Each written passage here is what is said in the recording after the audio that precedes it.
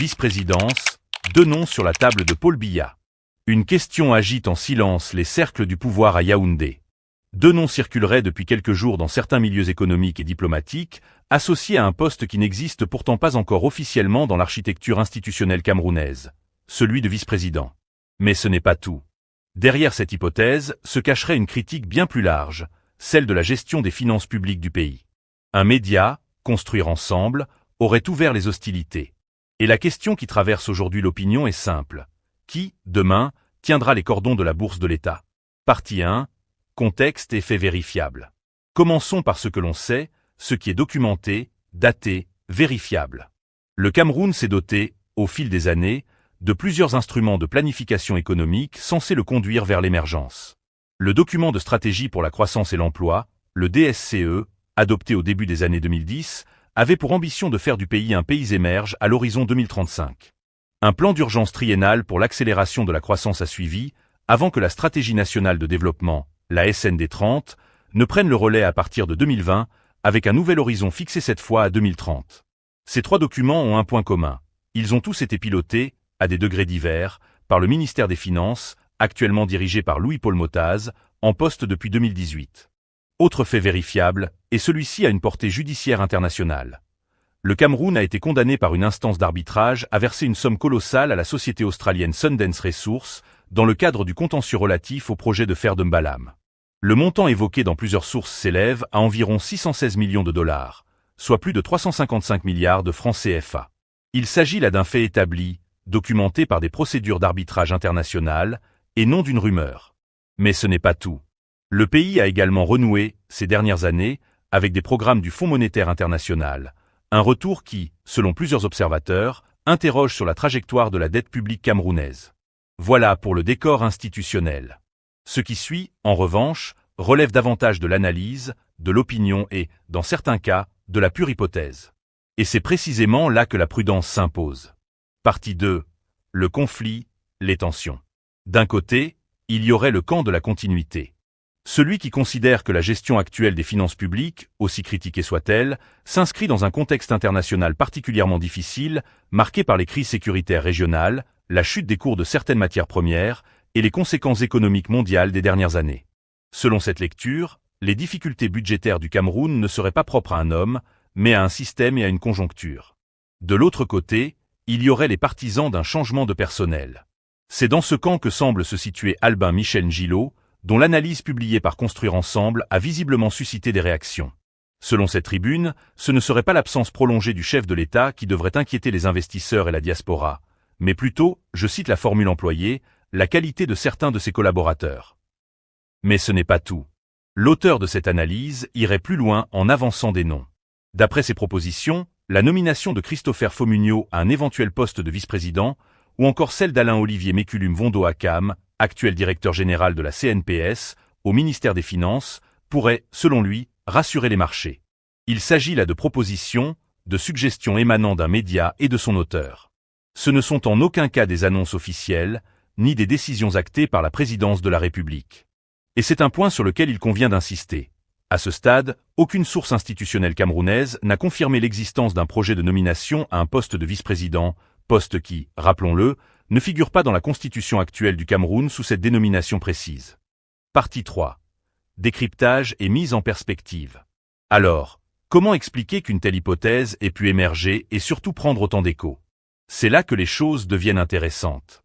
Parce qu'au Cameroun, lorsqu'un nom commence à circuler dans les conversations politiques, il ne faut parfois pas beaucoup de temps pour que ce nom fasse le tour des bureaux, des réseaux sociaux, des taxis et des groupes WhatsApp.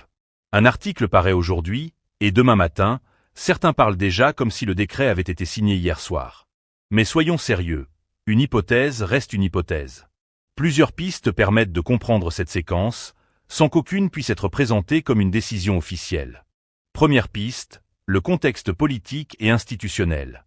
L'âge du chef de l'État, ses absences du territoire national et les interrogations récurrentes autour de la continuité de l'État constituent un terrain particulièrement favorable aux spéculations. Dans un tel environnement, chaque mouvement, chaque nomination et chaque déclaration peut être interprétée comme le signe avant-coureur d'un changement plus important. Mais entre un scénario imaginé par des observateurs et une décision effectivement prise au sommet de l'État, il existe une différence fondamentale. Et cette différence mérite d'être rappelée. Ce n'est pas parce qu'on voit de la fumée qu'on peut déjà annoncer l'incendie. Au Cameroun, on connaît d'ailleurs cette fameuse mécanique. Quelqu'un dit « il paraît que », un autre répond « moi aussi j'ai entendu », puis un troisième ajoute « c'est déjà confirmé ». Et 3 heures plus tard, la rumeur possède presque un ministère. Deuxième piste, la nature de la source.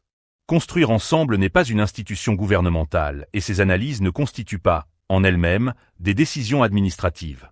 Le média possède une ligne éditoriale, des convictions et une manière particulière de lire l'actualité. Les noms ou les scénarios évoqués dans ces publications doivent donc être considérés comme des éléments de débat, et non comme des nominations officiellement annoncées. Autrement dit, un article peut ouvrir une porte, mais il ne peut pas signer un décret à la place du président de la République. Et c'est précisément là que le public doit garder son esprit critique. Lire, comparer, vérifier, attendre les sources officielles. Voilà le travail. Sinon, demain, quelqu'un publie une liste de futurs ministres sur Facebook et après-demain, tout le monde commence déjà à leur chercher des fauteuils. Troisième piste, la question du bilan économique et financier. Le ministère des Finances reste évidemment un département stratégique. Sa gestion peut légitimement faire l'objet d'un débat public, notamment lorsqu'il est question de dette, de grands contrats, de contentieux internationaux ou de choix économiques engageant l'avenir du pays.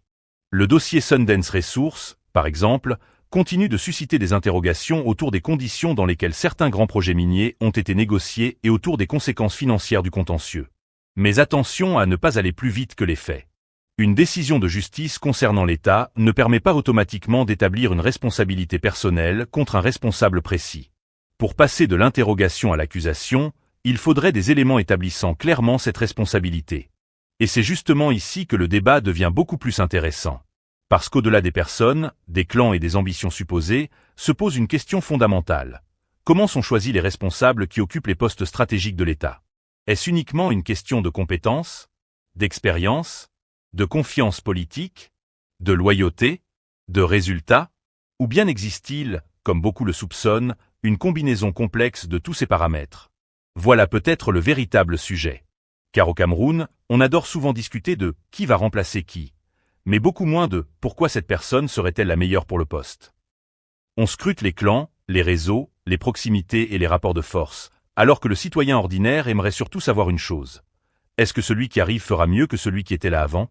Et finalement, c'est peut-être cette question qui mérite le plus d'attention. Parce qu'un changement de visage ne signifie pas nécessairement un changement de méthode. On peut changer le ministre, changer le bureau, changer les collaborateurs, et conserver exactement les mêmes pratiques. Comme on dit chez nous, on peut changer le conducteur, mais si la voiture garde le même problème de moteur, elle va toujours tomber en panne au même endroit. Donc, derrière cette hypothèse de changement, il faudrait surtout regarder le système. Quels critères président aux nominations? Quelle place est accordée à la compétence? Quelle évaluation est faite des résultats? Et surtout, quelle transparence permet aux citoyens de comprendre pourquoi telle personne est choisie plutôt qu'une autre?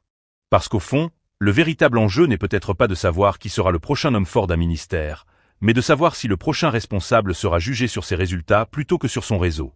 Et ça, mes chers amis, c'est une question beaucoup plus difficile à esquiver qu'une simple rumeur de remaniement. Partie 4. Analyse satirique des pratiques. Parlons maintenant, non plus seulement des hommes, mais du système dans lequel ils évoluent.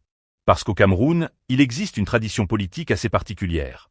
Lorsqu'une difficulté apparaît, on peut parfois commencer par chercher un nouveau nom avant de chercher une nouvelle méthode. Prenons les stratégies de développement. On lance un grand programme, on lui donne un nom bien sérieux, un horizon lointain, des objectifs ambitieux, puis les années passent. Certains objectifs sont atteints, d'autres moins. Et lorsque l'échéance approche, une nouvelle stratégie apparaît. Le DSCE laisse progressivement place à la SND 30, pendant que la grande ambition de l'émergence continue d'occuper une place importante dans les discours. Attention, revoir une stratégie n'est pas forcément une mauvaise chose. Un pays doit pouvoir corriger sa trajectoire. Mais la vraie question est simple. Qu'est-ce qui change réellement entre deux stratégies? Parce que si on change le document, mais pas les méthodes, les procédures et les mécanismes de suivi, on risque simplement de changer l'emballage. C'est comme repeindre une maison dont la toiture fuit. La façade est magnifique, les couleurs sont nouvelles. Mais dès la prochaine pluie, l'eau va quand même entrer dans le salon. Et c'est là que notre fameux langage politique devient parfois amusant. On parle d'accélération, de transformation structurelle, de consolidation des acquis, d'industrialisation.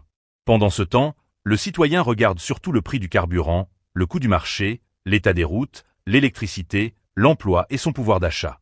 Parce que le citoyen ordinaire ne mange pas les slogans. Il mange les résultats. Le grand spectacle du changement de visage.